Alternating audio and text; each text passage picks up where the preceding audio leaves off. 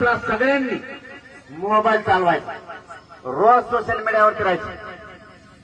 आपली social media इतकी danger आहे, कोणाच्या टीव्हीची सुद्धा गरज लागत नाही. कारण टीव्ही वाल्याला सरकार सांगते दाखवू नको, असं ऐकायला मिळालं. मग आता खरं आहे का खोटं काय मी. आणि मराठ्याने जर मनावर घेतलं कोणतं कोणतं चॅनल आहे हो याचं बघायचंच नाही, तिथं नाही कुपाट लागायचं, दुकान बंद. आपण तसं करणार नाही, पण बघू कोण कोण आहेत ती. समजा वाटलं आपल्याला हे 2-4 जण असंच करतात, 2 जण, आणि मराठ्याने जर तिथं टाळं लावलं त्याला, तर चॅनल चलन कुठं, समुद्रात चलन का मासे बघायला. कारण हे सुद्धा आपल्याच याच्यावरती आहे, पण ती खोटी बातमी असू शकते, काय माहित नाही आपल्याला. म्हणून मोबाईल चालू ठेवा. आणि माता माऊलींना सुद्धा फोन करताना आपण आपल्या सगळ्या पाहुण्याला फोन करा. मुंबईला जा, आपल्या लेकरा बाळाचं कल्याण होणार आहे. आणि माणसाने सुद्धा मोबाईलवर सगळ्यांना सांगा.